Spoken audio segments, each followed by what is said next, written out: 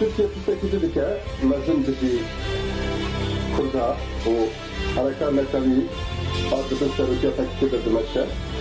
تبصر لك خريج بجوار بلدية سياسة تركيا مثل كردها منها تاريخ هذا سياسة كتيرة سياسة جنوبية كمان جل غريك جل أسري جل أرمني كرتين نال تركيا بهذا الدنيا أما يصيرون بهذارية بهذا كردا جكرده سياسة جنوبية كردا رواكز آخر كردستان وزبون تركيا في الجنوبية أيضا مثلا بشكل حالك روزانات نازلنا دوا قواتها يكني وريا قبضت جرا بدرا حتى داوية ريا أشياء نازل جرا حتى داوية بدرا زبون له بهذا حركة نتالي بدون سلوكية تكتيكا أدماشا بتشكله طبعا اتفاق داوية إسرائيل وأمريكا وتشكل ناتو بتشكل وانا بهذا بقبله بدون سلوكية تكتيكا ناتو روسيا فالجبرة تدبير تسلي أخوضنا بسري سوريا فاسي سيسيو بسوريا ده وقت قلت سلوكي بسوريا تفاصل سلوك أخوض الوطن نازمة بالشرق رابطة درسي قرارة كسر داوي إذا قرارة ده تصفيقنا السلوكية فجأة أخوض السلوكية عندن سوريا برطرف ده تابي رجرة بدرة حتى روزانات النازل كاب دكابا هم شرع هندي العراق الكري زي شرع هم لازم تب وشرع خاص مشاركتنا أما زبون اللي لازم دستك أفو تصفيه بلا أفو أصلا كلانا كان تشارك إيرا راديو تنكي كلا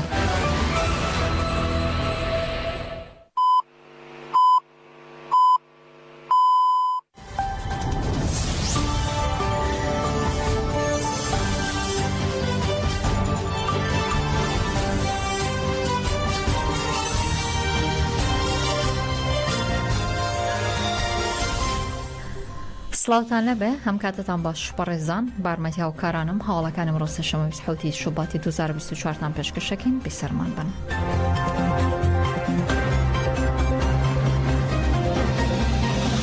حبکه هوشداری داده و هزاراخانه که بناوی هزی سنور لم دوان داروانی نمشکانی زب و باشین کراون و دلایشانی هزاراخان بوی هاتون ری سنورینیا. ناوندی راگاندن و چاپ منی زکانی پارستانی گل حبکه لراگین رای داده لام روزانی دای ده زکانی راق بناوی هزی سنوری هن راونته هنده گورپانی نمشکانی زب و باشین لری مکانی پارستانی مدیا کشار کردن تیدا قرصه و شخص تروجگانی که هزاراخان هونیش گیشتنی دادن چند کیلومتر دورن لسنوری فرمی دولت عراق و دولتی ترکیه لنا باشوری کردستان استشارت قرض روی داده لنیوگری لاوس بای ترک ده. حبکه ماجی با کرده لدیجیو هزاراخانین که با پارستانی سنورن بلام او جگانی که بوی هاتون هری سنورین یا بوی لوجم جولانه تدگین که هندک هز خریکن هنده یاری کردن باشتر دبه که زکانی راق امراسی بزانن و اگداری شر بن لو گرپانانو بپی او بجولانو.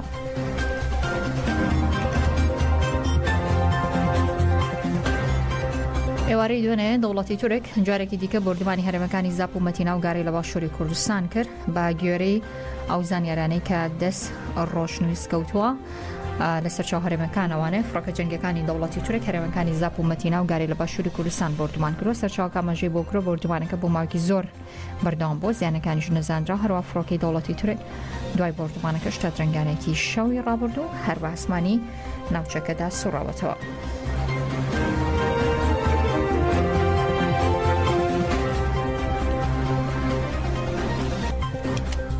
روشنامه فیلانیوس قبرسی ربر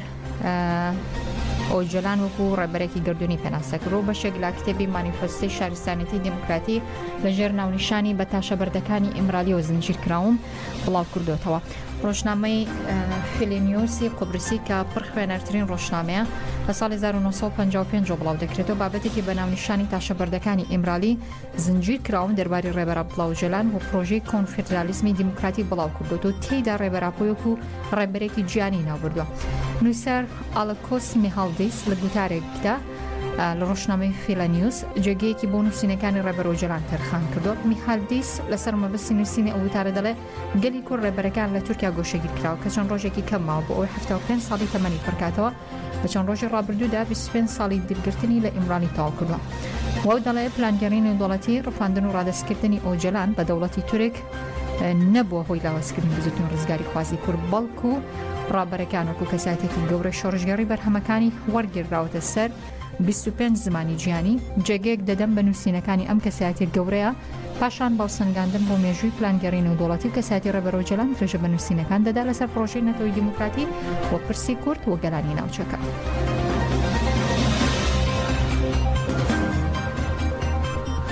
لە درێژەی کار و چالاکیەکان بۆ ئازادی جەستی ڕێبەرۆ جەلان مانگرتنی زیندانانی سیاسی لە تورکیا و باکووری کوردستان لە 93 ڕۆژدا بەردەوامە. زیندانانی سیاسی لە زیندانەکانی باکووری کوردستان و تورکیا لە چوارچێ هەڵمەتی ئازادی بۆ ڕێبەرۆ جەلان و شارەسەری سیاسی بۆ پرسی کورد مانگرتنیان لە خواردن دەست پێ کردو لە ڕۆژی 93 هەمیندا بەردەوامە. مانگرتن لە خواردن لە 27 تشرینی دووەم وەکو بەشێک لە هەڵمەتی ئازادی بۆ ڕێبەرۆ جەلان دەستی پێ کردووە و تاوەکو ئێستاش بەردەوامە.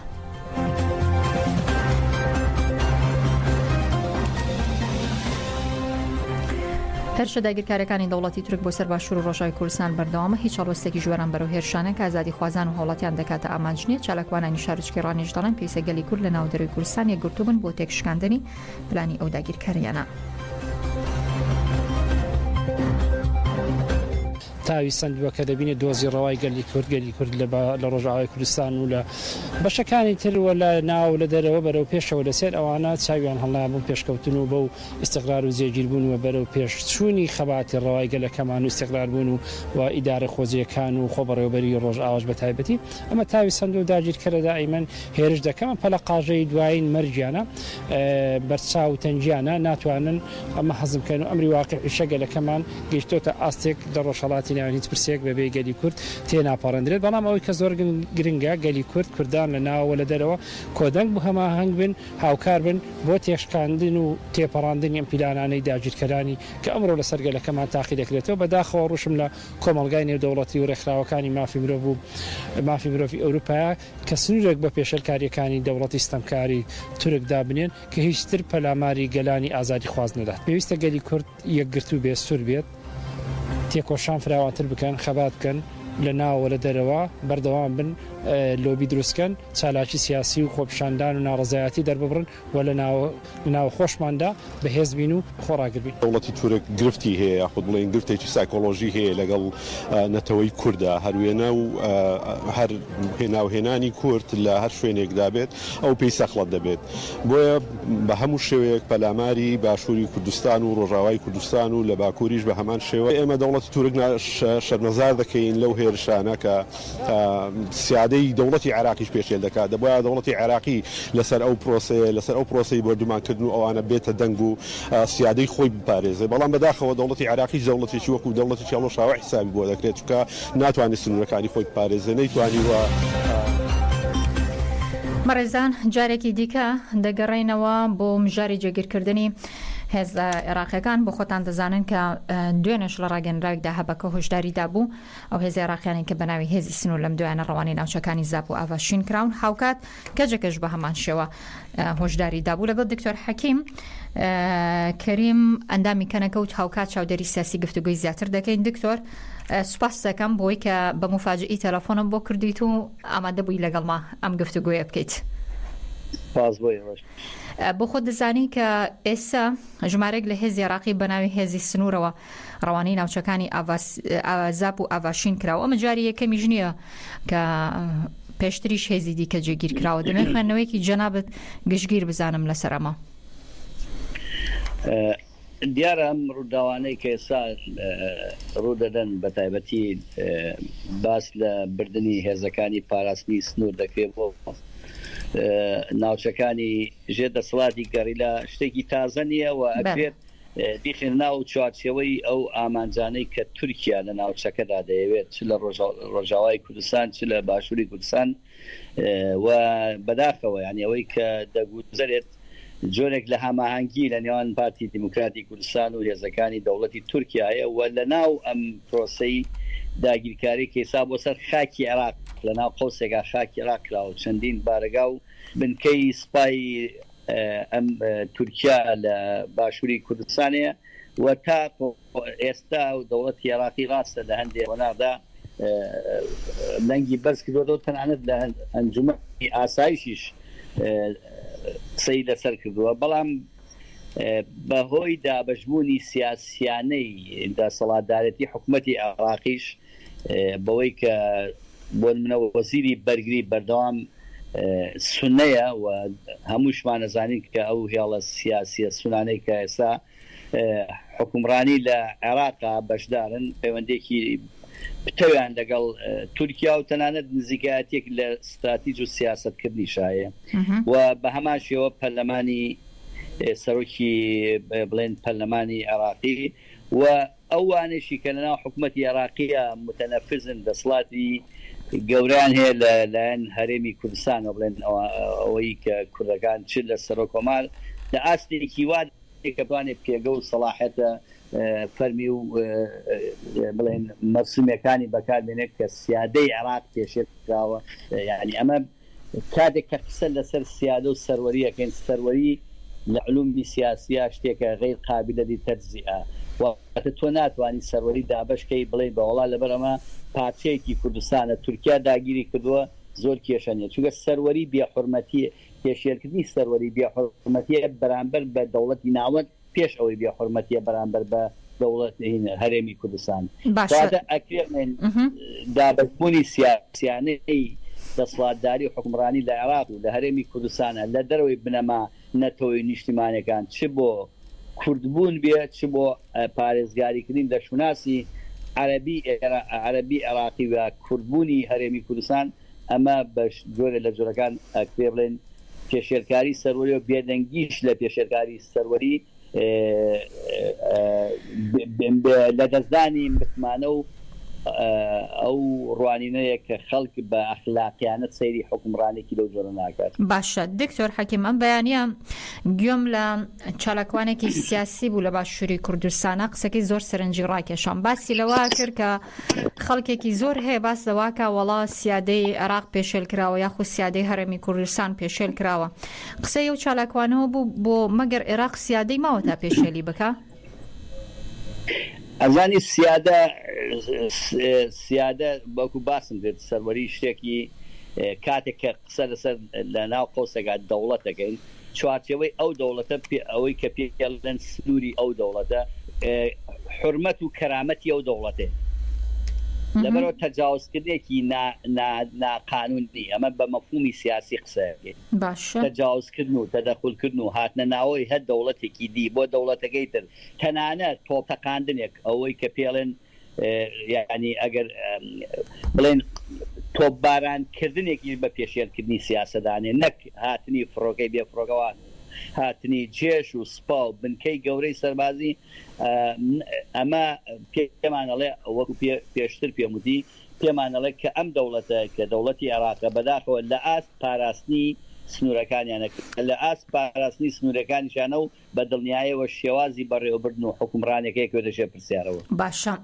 وتەبێژی فەرماندە و پراسیۆناڵبەشەکانی عێراق دوو ڕۆژ پێش ئێستا باسی لەوە کردبوو کە ئەم استراتیژیە نوێیە تەنها سنوورەکانی عێراق لەگەڵ تورکیا ناگرێتەوە بەڵکو سنوورەکانی لەگەڵ سەرجەم دراوسەکان دەگرێتەوە ئێمە بەس لە دراوسەکان چێ ئێمە تورکیا و ئێران دراوسەمانە ئێستا لە بۆ چەند وەختە ئەمەی نەگرتوۆتە بەر بۆچی لەم کاتەیە دەیەوێت سنوورەکانی بپارێزێ هێز جێگیرەکە پرسیارێکی زۆری خەڵکە و بیریشمان نەچێ دکتۆر حەکیم دائیمەن کە باسی هێز دەکرێت تەنیا پارتی دیموکراتی کوردستان تۆمەتبارەکرێت بەپێ و بە دوواداچوونانەی کە وەکو ڕادوی دەنگی گەل کردومانە ئەمەرلیوای و فەوجەیە کە ئێستا جێگیرەکرێ لەوەی یەکێتی نیشتیمانی کوردستانیشە ئەوەی کە حکومڕانی لە ناو هەرێمی کوردستان هاکاوە ئەوەیشی کە لە عێراقا توانای حکومڕانی لەگەڵ تەعاملکردنی لەگەڵ هەرێمی کوردستان و بەغداگە هەر پارتی دیموکراتی کوردستانوە ئەوەیشی کە کاریگەری دیپلۆماسی لە ئاستی دەرەوە هەیە تەنها پارتی دیموکراتی کوردستان دەکرێت بڵێن یەکێتی نیشتیمانی کوردستان هەراوێزراوە بە تایبەتی لایەن هەرێمی کوردستانەوە و کە باس کرد سنووری عێراق سنووری لەگەڵ سووریاشا هەیە و سنووری لەگەڵ تورکیا و ئێرانیش و لەگەڵ دەوڵەتانی سعودی و ئوردویشە بەڵام ئیدعای سەرۆک وەزیرانی عێراقی سوودانی لەناو لێدوانەکەیدا لێدوانێ نەبووە کە ئامانج دێ ئەوە بێ بۆ بەشداریکردن لە هاوکاریکردنی تورکیا یا پەدەکە بێ بۆ بەرامبەرگرلا بەڵکو ئەو لە غیتاواتە ڕووپۆشی لێدوانەکەی ئەوەیە کە بۆ ڕێگرتن لە قاچاقچی و تەنانەت دەستگرتن بە خاڵە سنوورەکانە بەوەی ئەو گەندەڵانێک هەیە ئەلبەتە ئەمە لە ناوەخنی لێدوانەکە دڵنیان لەوەی کە بە جۆرە لە جۆرەکان پیلانگەڕێک لەوە هەیە و باست لە لێدوانی کەرجەگەەوە هەبەکەشکرد لێدوانێکی لۆجیکیاندا ئەوشەوە بکە ئەوان ئەڵێن ئەو هێزانێک کە هاتوون لەسەر سنووردانە بەزیون بەڵکو ئەوان هاتوون لە پشتی هێزەکانی تورکیاوە بەتە ئەمە ینی زۆر مەترسیدارە بۆ عێراق ئەگەر بێت ئەو هێزانە لە پشتەوەی هێزەکانی تورکیادا بنێن و ببنە لەمپەرێک لە بینی وەکو بۆچی بۆ تەنیا بۆ عێراق مەترسیدارە دکتۆر حەکیم ئەی مەترسینی بۆ سەر باشووری کوردستان باشووری کوردستان ینی شتێک نەماوە بە ناوی پاراستنی سەروەری باشووری کوردستان لەلایەن حکومەت یەکێتی کوردستانە چونکە گوتم هێزی متەنەفس هێزی دەسەڵاتگەر هێزی دیبلۆماسی نێودەوڵەتی ئەوە ئەزانی پارتی دیموکراتی کوردستان و پارتی دیموکراتی کوردستانیش هەماهەنگێکی بە ئاشرا نێچیروان بارزانی لێدوانیدا ئەڵێ کە پەکەکە هێشن بۆ ناوچەکە کەواتە ئێمە لێراوە قسە لەسەر هەرێمی کوردستان ناکرێت بکەین وەکو ئەوەی کە بڕن بەرەو بابەتی سەروەریوانە بەڵکو ئەو بەرپرسیارەتە خێنە ئەستۆی حکوومەتی عێراقی چونکە ئەم شێوازی هاتنی پاراستنی هێزەکانی پاراستنی سنوور لە پشت بارەگا و بنکەکانی دەوڵەتی تورکیا و شەرعێتێکەدا شەرعەتی عێراقی ئەدەبوونی بارەگا و بنکەکانی هێزەکانی تورکیا لە باشیقە و لە شوێنەکانی دەبێت کاتە ئەوەی وەکو باشووری کوردستان ئەرکی خەڵکە ئەرکی هەموو لایەنە سیاسەکانە کە بتوانن بە گوێرەی ئەو توانستی و ئەو ڕێگانەی کە هەیەە ڕوبەڕووی ئەم لەشکرکێشی و پەرکێشیە تورکیا بۆستنەوە گرنگە کە کار لەسەرەوە بکرێت کە عێراقیەکان لەوە تێبگەنە کە گەلی کورد لە باشووری کوردستان و لە هیچ پارچێکی تری کوردستان نیازیان بڵێن لە هەمپەر دەوڵەتی عێراقا و دژاتی دەوڵەتی عێراقی فیدراالیان نییە و گرنگترین شتی شەوەیە کە چۆن کار لەسەر پاراستنی قوارەی هەرێمی کوردستان کرد پاراستنی قوارەی هەرێمی کوردستان بێگومان لە ئەوە دەبێت کە ئەو حیزبانەی کە خۆیان بە نیشتماپەروە دانن بە شێوەیە لە شێوەکان لینک لەگەڵ لە سیاسەکانی عێراق و ڕۆشنبیران و خەڵکانی ئەکادمی لە عێراق بکەن چونکە ئەمە قۆناغێکی درێژخایەنە بەم لەشکر کێشێکی بەسی چۆن لەشکر کێشەکەی تورکیا چەندین ساڵە نەیتوانێت و ئامانجەکانی بێگێ بە دڵنیاییەوە دەیان هێزی عێراقی و دەیان سەدان هەزار سوپای بڵێن پاراستنی سنووری عێراقی بڕاتە ئەو ناوچانە ناتوان کاریگەری لە باڵانسی هێزی گەڕیدا و تورکیا بگۆڕن بە جۆرێ لە جۆرەکان بۆیە ئەرکە بۆی ئەو ململانیە و کێشمە و ئەو سیاسەتە نادروستەی تورکیا کە ویستی تێوەگلانی عێراقیشیە لەگەڵ هێزەکانی گەڕیلا کار لەسەر ئەوە بکرێت و کار لەسەرەوە بکرێت کە پاراستنی قوارەی هەرێمی کوردستان ئەرکێکی ئەخلاقی هەر کەسێکە و لە زمشا بە دڵنیاییوەلەوە ئێمە دڵنیان لەوە کە هیچ هێزێکی باشووری کوردستان یا بڵێن باکووری کوردستان یا ڕۆژهەڵاتی کوردستان ناکرێت بنە ئاستەنگی لە بەردەم پرۆسەی پێشکەوتنی پەیوەندیەکانی هەرێم و بەداوە ئەوەش ئەبینین کە هەرگیز بڵێن ئەو هێزەکانی گەڕیلا نەیانویستووە کە پارچەی لە نێوان هەرێمی کوردستان و یا ببنە هۆی هاندان بۆ پەرتەوازایی پەیوەندی فیدراالی نێوان مرکز بەڵکو بەردەوام ئەوەی لە ئەجندا و لە بیری کەرجەکەش و لە هەپەکەشە ئەیبینین ئێمە ئەوەیە کە باز لە پەرەپێدانی فیدرالیزم و تەنها کۆنفیدرالیزم و پێکەوە ژیانی گەلانە بۆیە هەر جۆرێک لەم جوڵە استیخباراتی کە ئیسا هەیە جمهورێکی استیخباراتی سیخوڕی ئەمانە کاریگەریان ویستیان تێکدانی ناوچەکەی بە شێوازێکی تر کە تورکیا گەمەی خۆی بکەوە و ئەشزانین کە تورکیا لە قۆناغەکانی پێشوان نەیتوانی و ئامانجەکانی بەرامبەر بەگەرلا بێنێتە دی و تاش خۆشبەختانە وەکو پێشمەرگە ئەتوانین بڵێن ئەو بەرکەوتنە ڕسمیە نەبووە ئەوەیشی هەیە کە لەمەشە داوامان وەکو داوای کەکە و هەبەکە و هێزەکانی تریش ئەوەیە کە کەنەکە و تەواوی سازێک نیشتیمانەکانی کوردستانەوەیە کە دووربین لە شەڕی باشە پێشتر زۆر کەجێکە لە ڕاگەنراوەکانە باسیەوەی لە کردووە کە شەڕی کورد بە کوڕ ڕوونەدا و ئێستا بارودۆخەکە زۆر ئاڵۆسترە لەوەی کە خوێندنەوەی بۆکەین دکتۆر حەکیم بۆ خۆشە دەزانی لە بەرەوەی جێگیرکردنی ئەم هێزانە لە کاتێکدا کە شەڕێکی ئەجگار قورس ئێستا لە نێوانگەری لاو هێزەکانی تورکیا شاپەڕێوە دەچێ و هێزێکی زۆر جێگیر کراوە وەکو هەم چاودێرێکی سیاسی هەم وەکو کەنەکە دەمێ بە دیاریکراوی پێممان بڵیت بە پێی و پێشبینیانەی کە جەنابەت خوێندنەوەی بۆکەی شەڕی کورد بە کورد ئینشەڵا کە قەت نەگەینە ئەم ڕۆژە ڕوو دەدات یاخود بارودۆخەکە بە جۆرێک لە جۆرەکان کە ئارامتر دەبێتەوە سروشتی کۆمەلگای بەشەری و سیاستکردن لە مێژووی کۆن و تا ئێستا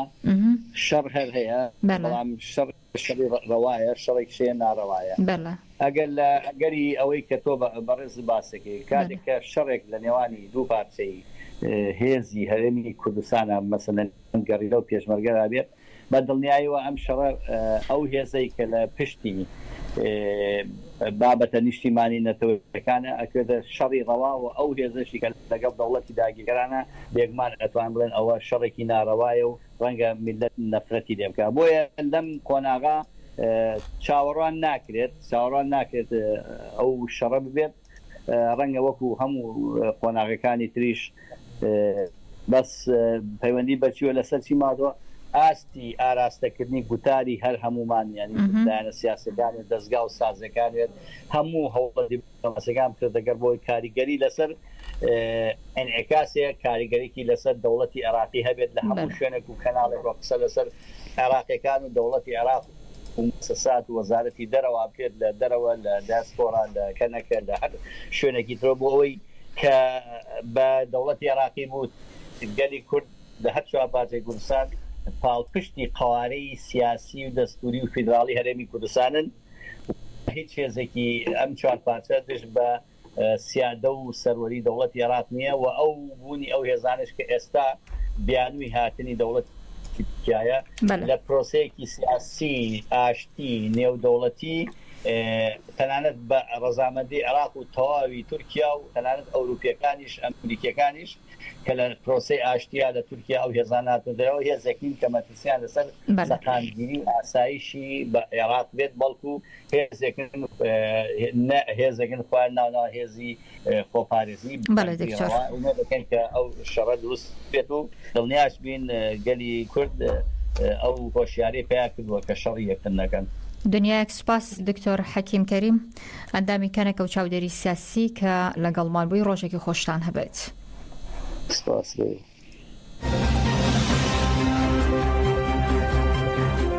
کۆبوونەوەی بۆ چارەسەری پرسی کورد کۆبوونەوەی جوواکی مەدەنی کۆتایی هات لە ئەنجامنامەی کۆبوونەوەکەدا ڕاگەنراوە کە لە سەرەتای کۆمارە و پرسی کورد هەیە ناکرێت بە سیاسەتی ئەمنی و دەرگیری ئەم پرسە ببین و توندوتیژی ڕێگەی چارەسەر نین بە پێشانگاتی پلتفۆرمی پاراستن و پشتیوانی ئامەد کۆبوونەوە بۆ چارەسەری پرسی کورد کۆبوونەوەی جوواکی مەدەنی ئەنجامدرا دواتر ئەنجامنامەی کۆبوونەوەکە ئاشکراکراوتی دانەخشە ڕێگاکە لەلایەن توران ئاشکراکراوە کە مادەکانی پێویست بە چارەسەر خراونەتە ڕوو باسەوە کراوە کۆبوونەوەکە بمبەستی نرخاندن بۆ چارەسەری دیموکراتی و ئاشتیانە کراوە وجەخت کراوەتەوە کە لە سەرەتای کۆمار و پرسی کورتێن ناکرێت بە سیاسەتی ئەمنی دەرگیری ئەم پرسە ببین و توندوتیژی ڕێگەی چارەسەر نییە بەهۆی چارەسەر نەکردنی پرسی کوردەوە چەندین کێشە و قەیران سەریان هەڵداوە.